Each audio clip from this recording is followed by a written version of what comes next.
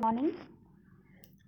आज हम government college Deoli के यूट्यूब चैनल में प्रतियोगिता दक्षता जो कार्यक्रम है उसके तहत जो जीके क्लासेज चल रही हैं, आज हम भारतीय संसद के में से जो इम्पोर्टेंट क्वेश्चन आंसर बनते हैं उनके बारे में यहाँ पर चर्चा करेंगे। उससे पहले हम ये जान लें कि संसद है वो भारतीय संसदीय प्रणाली हमने कहाँ से ली है, वो हमने ब्रिटेन से ली है। ठीक है। और भारतीय संसद का वर्णन संविधान के अनुच्छेद 79 में किया गया है। इसके तहत इसमें इसके 3 अंग होते हैं, लोकसभा, राज्यसभा और राष्ट्रपति। लोकसभा और राज्यसभा इसके 2 सदन हैं। लोकसभा का वर्णन पहले राज्यसभा आएगी, राज्यसभा का वर्णन अनुच्छेद 80 में है और लोकसभा का अनुच्छेद 81 में। राज्यसभा जो उच्च सदन है और लोकसभा एक निम्न सदन है। राष्ट्रपति है वो संसद का अंग है। क्यों? क्योंकि वो संसद के सत्रों को बुलाता है, आहूत करता है, उनका अभिभाषण करता है और जो भी कानून संसद बनाती है अंतिम रूप से राष्ट्रपति ही उन पर साइन करता है। इसलिए राष्ट्रपति संसद का अंग है। ठीक है। अब हम पढ़ेंगे कि ऐसे ऑब्जेक्टिव क्वेश्चन कौन कौन से हैं जो हमारी पार्लियामेंट ऑफ इंडिया के बारे में से बनते हैं। ये इंपॉर्टेंट क्वेश्चन है। ठीक है। जीके में हम केवल क्वेश्चन आंसर ही पढ़ेंगे। जो बीए सेकेंड ईयर के जो पेपर है उसके अंतर्गत हम इसकी पूरी क्लास का जो चैप्टर चलता है उनका एक अलग से वीडियो इस चैनल पर अपलोड करेंगे। तो जो पहला क्वेश्चन है वो वहीं से बनता है जहाँ से हमने पहली क्लास चालू करी थी कि भारत में जो संसदीय प्रणाली कहाँ से ली गई है, वो हमने ली है कहाँ से, देखिए कहाँ से ली है हमने, आंसर भी दिया हुआ है इसमें बेटा। सी है ब्रिटिश संविधान से। भारतीय संसद के कितने अंग हैं, कितने अंग होते हैं, तो हम क्या लिखते हैं 2, लेकिन वो गलत है। आंसर क्या है, इसके 3 अंग होते हैं। मैंने बताया था अभी इंट्रो के दौरान कि राज्यसभा, लोकसभा और संसद। संसद के कितने सदन हैं उसका आंसर 2 आता है, अंगों का तो 3 ही आता है। ठीक है। भारतीय संसद में कौन कौन शामिल होते हैं, तो ऑप्शन है आपके सामने। ठीक है। इनमें से आंसर क्या आएगा, राष्ट्रपति, राज्यसभा और लोकसभा। ठीक है।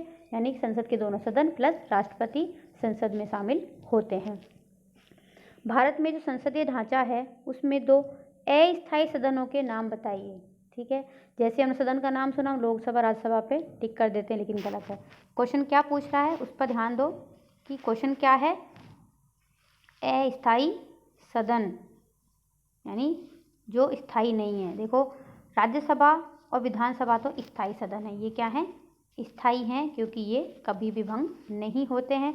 जबकि लोकसभा और विधानसभा किसका पूछ रहा है, संसदीय ढांचे का, तो लोकसभा और विधानसभा हैं, ये दोनों अस्थायी सदन हैं, ये कभी भी भंग हो सकते हैं। ठीक है। अगला क्वेश्चन क्या है,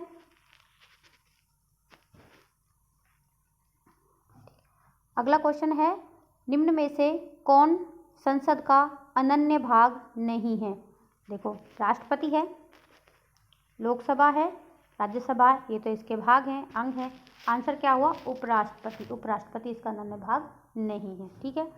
संसद के जो 2 सत्र होते हैं उन सत्रों के बीच कितने समय का अंतराल दिया जा सकता है, तो आंसर क्या होगा, 6 मास का अंतराल होना जरूरी है, यानी कि 6 महीने का अंतराल होना जरूरी है। ठीक है। संसद के दोनों सदनों में किसी धनेतर यानी नॉन मनी साधारण विधेयक संबंधित असहमति होने पर क्या होता है, उस विधेयक को रद्द किया जाता है। विधेयक पर राष्ट्रपति के हस्ताक्षर से उस बिल का कानून बनाया जाता है। राष्ट्रपति बिल पर विचार करने हेतु दोनों सदनों की संयुक्त बैठक बुला सकते हैं या राष्ट्रपति दोनों सदनों से पुनर्विचार के लिए कह सकते हैं। आंसर क्या होगा, राष्ट्रपति जो है बिल पर विचार हेतु संयुक्त बैठक बुलाता है। मैंने पिछले वीडियो में बताया था कि संयुक्त बैठक कौन बुलाता है, राष्ट्रपति बुलाता है।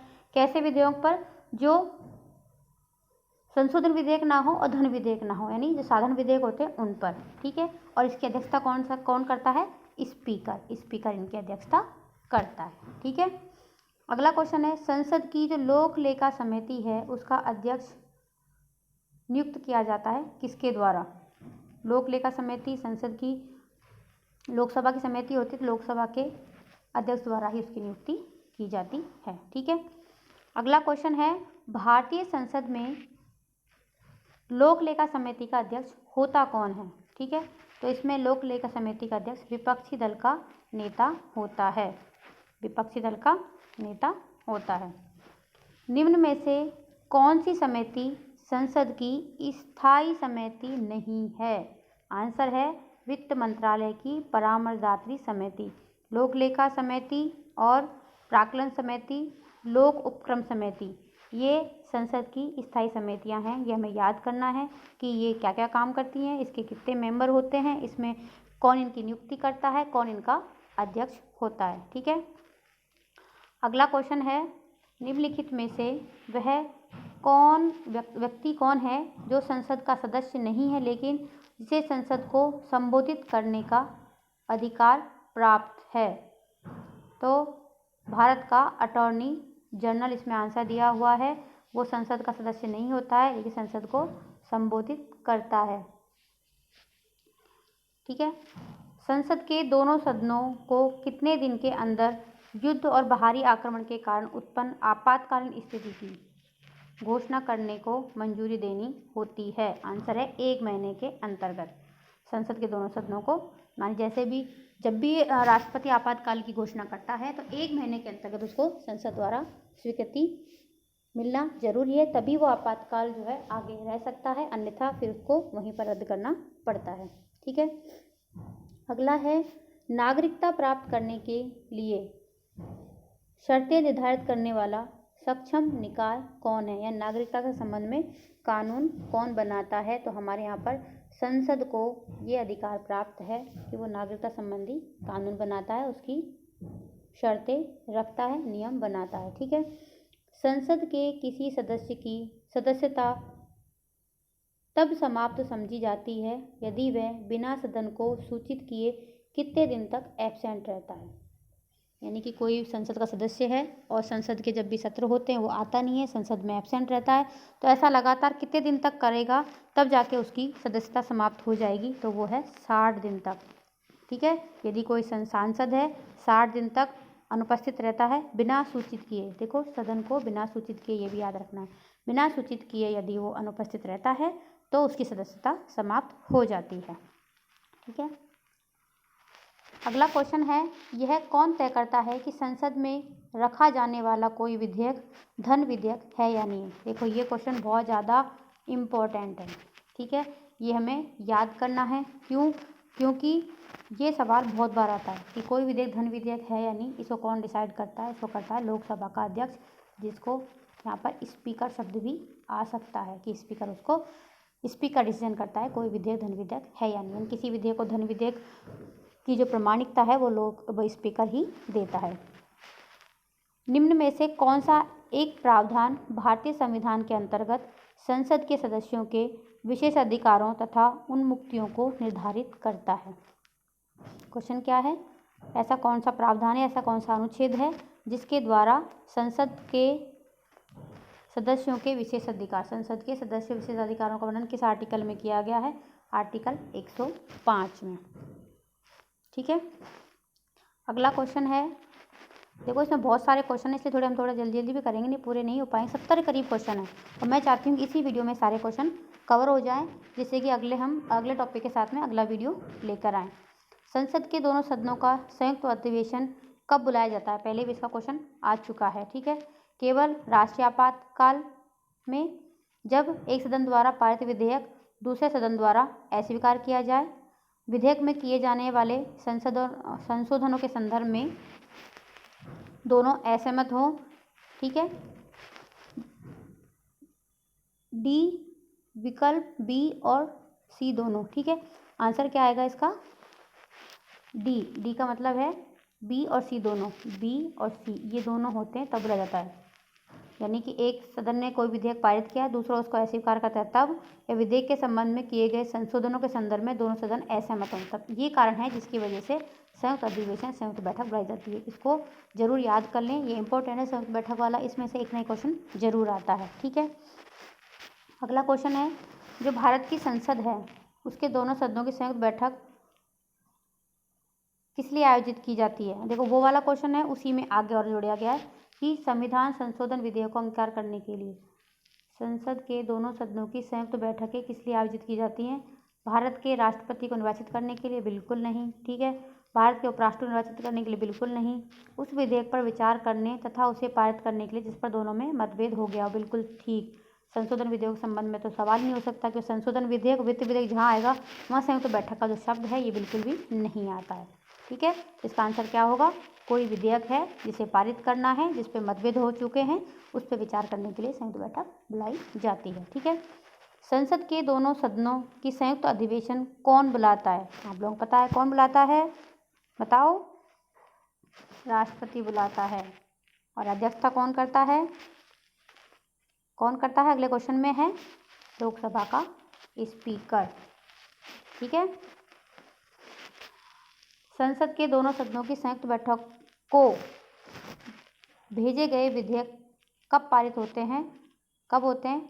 उपस्थित सदस्यों के साधारण बहुमत से, कुल सदस्यों के पूर्ण बहुमत से, उपस्थित और मतदान देने वाले सदस्यों के द्वितीय बहुमत से या 3/4 बहुमत से।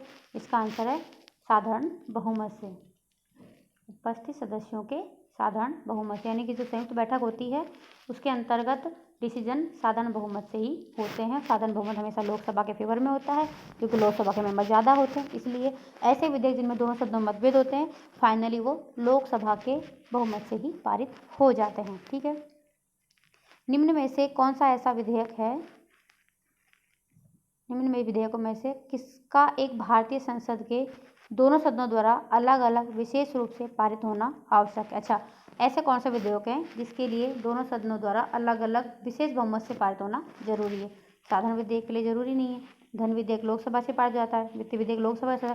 संविधान संशोधन विधेयक ऐसा है जिसको पारित करने के लिए दोनों सदनों का अलग अलग अपने विशेष बहुमत से पारित होना जरूरी होता है। ठीक है। संसद के कुल सदस्य संख्या का कितना भाग वैधानिक चैम्बर की मीटिंग बुलाने के लिए आवश्यक होता है? यानी संसद की गणपूर्ति कितनी होती है? 1/10 ये होता है कोरम या गणपूर्ति। कौन सा संविधान संशोधन अधिनियम संसद सदस्यों और विधानसभा सदस्यों की अयोग्यता से संबंधित है?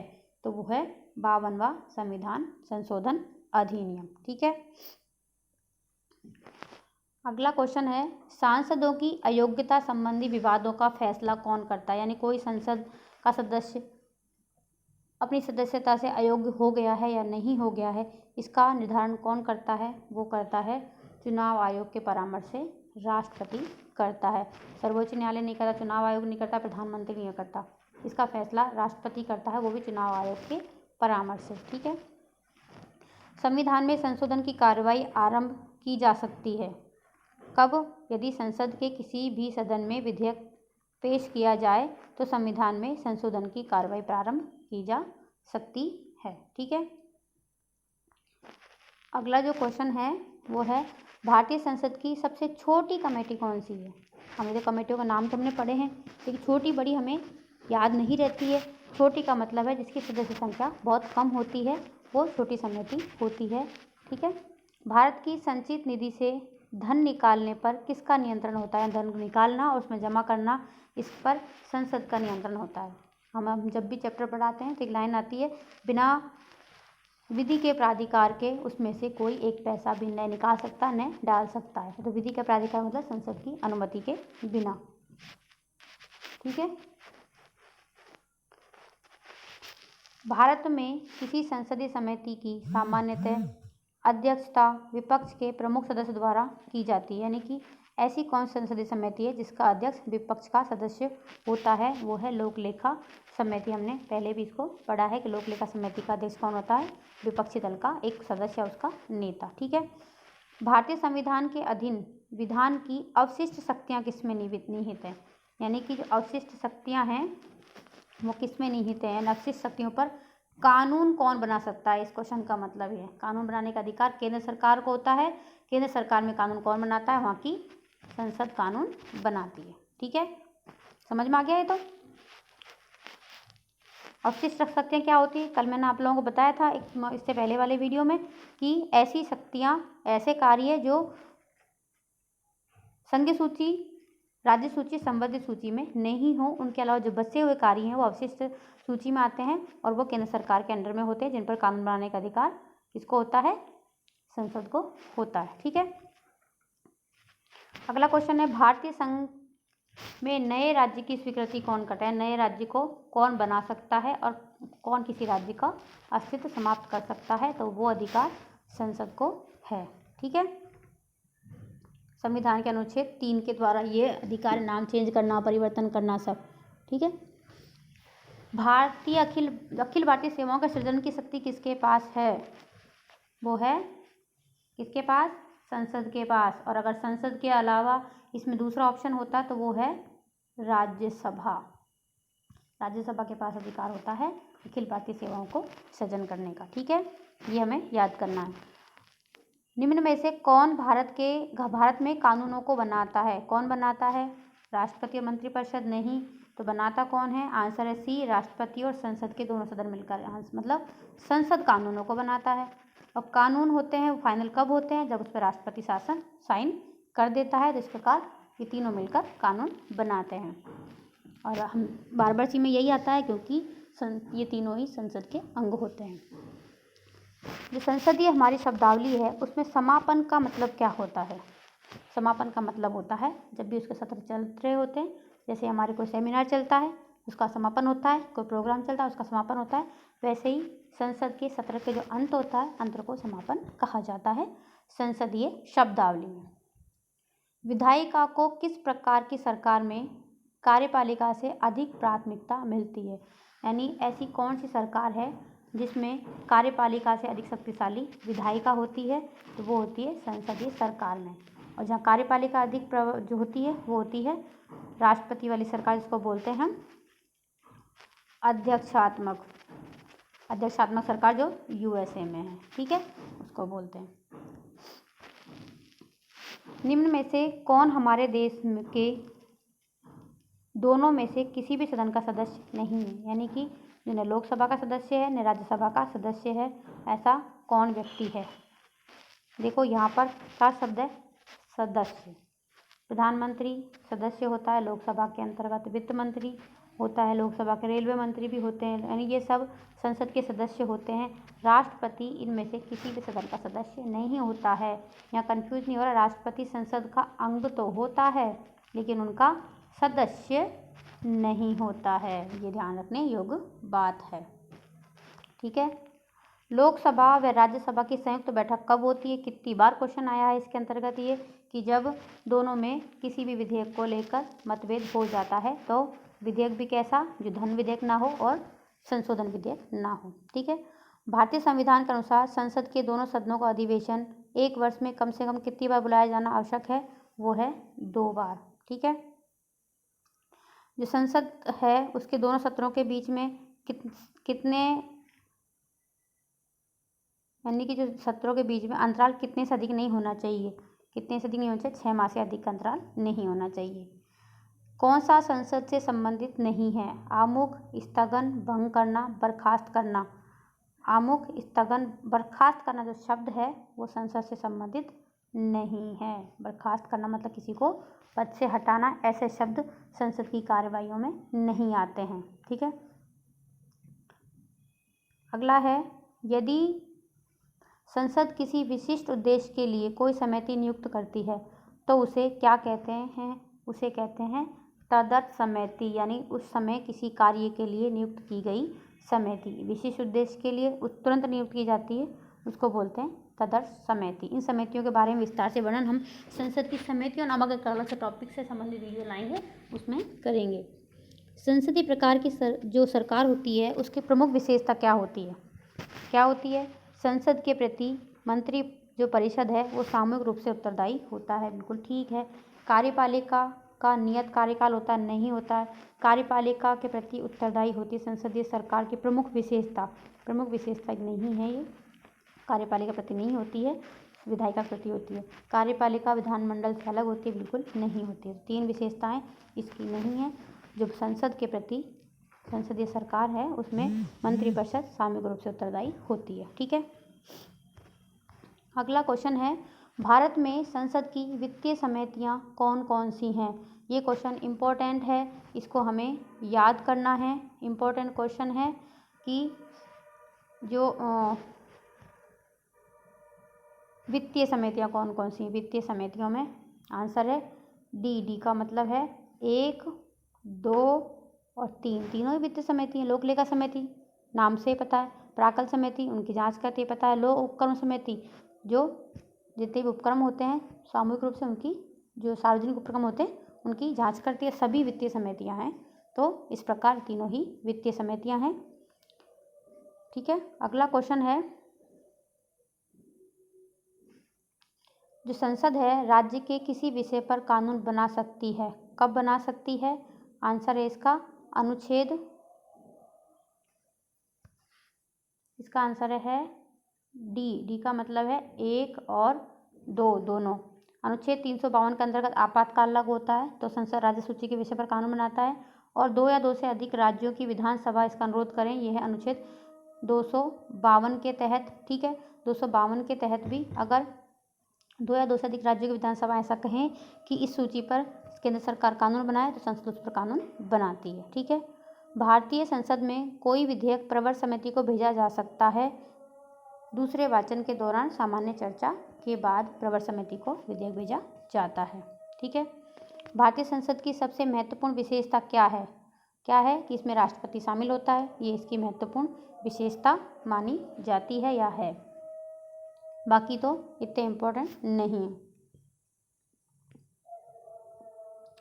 संसद में आधिकारिक विपक्षी समूह के रूप में मान्यता प्राप्त करने के लिए कितने सदस्य होने अनिवार्य, यानी किसी को विपक्ष की जो हम देते हैं विपक्ष का दर्जा, उसके लिए कितने सदस्य होने चाहिए विपक्ष में? तो वो है कुल सदस्य संख्या का 1/10 भाग सदस्य होने चाहिए, तब जाके कोई दूसरा जो दल है वो आधिकारिक रूप से विपक्षी दल कहा जाएगा। जितने भी दलों ने लोकसभा के चुनाव में या संसद के चुनाव में जीत हासिल करी है, उसमें किसी दल ने अगर कुल सदस्य संख्या का 1/10 भाग प्राप्त कर लिया तो वो विपक्ष कहलाएगा। ठीक है,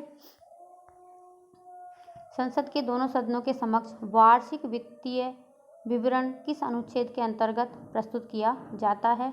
वार्षिक वित्तीय विवरण जिसको हम बजट बोलते हैं एक तरह से, वो है अनुच्छेद 112 के तहत। ठीक है, अगर टाइपिंग मिस्टेक होगी हो तो कोई कन्फ्यूजन ना होना चाहिए, चेक कर लेंगे हम। भारत में किसकी स्वीकृति के बिना कोई भी सरकारी खर्चा नहीं किया जा सकता? कई बार क्वेश्चन आ चुका है, संसद की अनुमति के बिना कोई भी खर्चा नहीं किया जा सकता। भारतीय संविधान के अधिकांश उपबंधों का संशोधन किया जा सकता है किसके द्वारा? अकेली संसद के साधारण बहुमत के द्वारा ही किया जा सकता है। जो हमने बताया था कि संविधान संशोधन के जो 3 तरीके हैं उनमें पहला जो तरीका है साधारण बहुमत द्वारा, वो ये वाला आता है। सांसद हैं, उनका वेतन कितना होगा कितना नहीं होगा इसका निर्धारण कौन करता है? संसद ही करती है। ठीक है, लोकसभा के अध्यक्ष के वेतन और भत्ते का निर्धारण कौन करता है? वो भी संसद करती है। भारत के राष्ट्रपति संसद के दोनों सदनों को प्रथम सत्र के प्रारंभ में कब संबोधित करते हैं? कब करते हैं? जब प्रतिवर्ष हर वर्ष उसका जो सत्र होता है संसद का वो, और लोकसभा के चुनाव के बाद लोकसभा के लिए प्रत्येक आम चुनाव का पहली बार जो लोकसभा बनती है उसका जो प्रथम सत्र होता है उसको आहूत करता है, संबोधित करता है, और प्रतिवर्ष जो संसद के सत्र होते हैं उनको राष्ट्रपति संबोधित करता है। ठीक है, भारतीय संसद का जनता द्वारा निर्वाचित सदन निम्न में से कौन सा है? हमें सब पता है लोकसभा है जो जनता द्वारा निर्वाचित होता है, राज्यसभा नहीं होता है। भारतीय संसद के कामकाज में शून्यकाल का मतलब क्या है? ये इंपॉर्टेंट क्वेश्चन है कि शून्यकाल क्या होता है। शून्यकाल का मतलब होता है प्रश्नकाल और अगली कार्यसूची के बीच का समय, यानी जब प्रश्नकाल चल रहा होता है, सब संसद के अंदर प्रश्न पूछे जाते होते हैं, प्रश्नकाल सबसे पहले का आधा घंटा होता है, उसके बाद अगली सूची का जो कार्य होना होता है उसके बीच का जो समय होता है वो शून्यकाल कहलाता है। ठीक है, निम्न में से कौन सा प्रशासन पर विधायी नियंत्रण के अंतर्गत नहीं आता है? शून्यकाल प्रशासन पर विधायी नियंत्रण के अंतर्गत नहीं आता, क्योंकि जो स्थगन प्रस्ताव है विधायी नियंत्रण होता है, बजट सत्र होता है नियंत्रण होता है, किसी विधेयक का निरूपण वो होता है वो प्रशासन पर नियंत्रण के लिए होता है, लेकिन शून्यकाल कोई नियंत्रण की श्रेणी में नहीं आता है। ठीक है, भारतीय संसद द्वारा विश्व संसदीय प्रणालियों में कौन सी अभिनव चर्चा प्रक्रिया समाविष्ट की गई है? भारतीय संसद द्वारा विश्व की जितनी भी संसदीय प्रणाली है उनमें से कौन सी नई चर्चा की प्रणाली को समाहित किया गया है? वो है शून्यकाल। ये नई प्रविष्टि है जिसको इसमें शामिल किया गया है। ठीक है। संसद और संविधान साधन नहीं है किसके? विधिक न्याय के, राजनीतिक न्याय के, आर्थिक न्याय के, सामाजिक न्याय के। कानूनी न्याय के साधन ये दोनों नहीं है। ठीक है। किसने कहा था कि संसदीय लोकतंत्र का अर्थ एक व्यक्ति और एक मत है? संसद के लोकतंत्र का मतलब एक व्यक्ति और एक मत है, वो किसने कहा था? भीमराव अंबेडकर ने। ठीक है। राज्य विधानमंडल के अपर हाउस का सृजन। राज्य विधानमंडल के अपर हाउस का मतलब है इसकी विधान परिषद, इसका उच्च सदन होता है जो सभी राज्यों में नहीं केवल 7 राज्यों में है। इसको बनाना और इसका ख़त्म करना, इसकी शक्ति किसके पास है? संसद के पास है। किसी भी राज्य की विधायिका एक मंडली होगी, द्विमंडलीय होगी, द्विसदनी होगी या एक सदनी होगी, इसका निर्धारण संसद करती है। निम्नलिखित में से कौन भारत में कानूनों को बनाता है? कौन बनाता है? संसद बनाती है। और संसद के कानून बनाए हुए कब तक फाइनल होते तक उस पर राष्ट्रपति साइन नहीं करता है। ठीक है। भारत के संविधान में निम्नलिखित में से क्या कहा गया है? क्या कहा गया है? आंसर है इसका डी का मतलब है दो क्या कहा गया है? संसद राष्ट्रपति और दोनों सदनों से मिलकर बनेगी। राष्ट्रपति संसद के किसी भी सदन का सदस्य नहीं होगा, ऐसा कहीं नहीं कहा गया है। ये जो लाइन है ऐसी कहीं नहीं कही गई, ये लाइन कही गई है 79 के जो आर्टिकल है उसमें ये लाइन कही गई है। ठीक है। भारतीय राजनीतिक व्यवस्था में कार्यपालिका किसके अधीन रहकर कार्य करती है? किसके अधीन रहकर कार्य करती है कार्यपालिका? न्यायपालिका के अधीन रहकर कार्य करती है।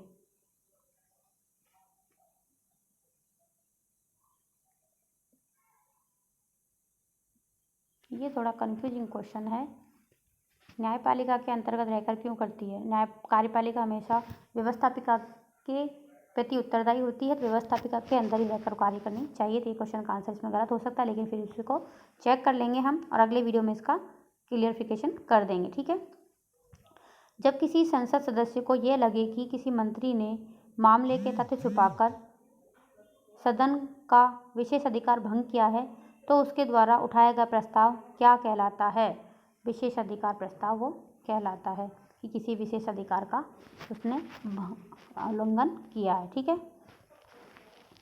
कौन सा अनुच्छेद है जो राज्य सूची के विषयों पर संसद को कानून बनाने का अधिकार देता है? वो है 249। ठीक है। गैर धन विधेयक यानी जो साधारण विधेयक होते हैं जिनमें धन से संबंधित कोई मामला नहीं होता, वो संसद के हर सदन में कितने वाचन होते हैं? यानी गैर धन विधेयक के संसद के हर सदन में कितने वाचन होते हैं? 2 वाचन होते हैं, नहीं 3 होते हैं। प्रथम वाचन, द्वितीय वाचन और तृतीय वाचन होते हैं। ठीक है। संसद में अविश्वास प्रस्ताव के बारे में निम्नलिखित में से कौन सा सही है? पहले हम आंसर देख लेते हैं डी, और डी में क्या क्या है? 1 और 4। 1 का मतलब है संविधान में इसका कोई उल्लेख नहीं है अविश्वास प्रस्ताव का। ठीक है। और दूसरा क्या है? यह केवल लोकसभा में प्रस्तुत किया जा सकता है। बिल्कुल ठीक है। अगला क्वेश्चन है, वह व्यक्ति सांसद ना हो, जो व्यक्ति सांसद ना हो क्या उसे मंत्री नियुक्त किया जा सकता है? बिल्कुल किया जा सकता है। आंसर है डी किया जा सकता है, लेकिन 6 महीने के अंतर्गत उसको संसद की सदस्यता लेनी होती है। ठीक है। उन अवशिष्ट मामलों पर जिनका केंद्रीय राज्य सूची संबंधित सूची में उल्लेख ना हो कौन विधि का निर्माण करता है? उस पर करती है संसद। इन पर कानूनों का निर्माण करती है केवल संसद। ठीक है। निम्नलिखित में से कौन सा प्रस्ताव संघीय बजट से संबंधित होता है? होता कटौती प्रस्ताव। ठीक है। तो ये आज के हमारे संसद संबंधित क्वेश्चन थे। इंपॉर्टेंट क्वेश्चन इसमें आ गए हैं। ठीक है। जिनको याद करना, जो भी रीट के एग्जाम की तैयारी कर रहे हैं बच्चे, उनके लिए शायद थोड़ा ये हेल्पफुल हो जाए। फिर मिलेंगे दूसरे वीडियो के साथ, दूसरे टॉपिक के साथ में। धन्यवाद।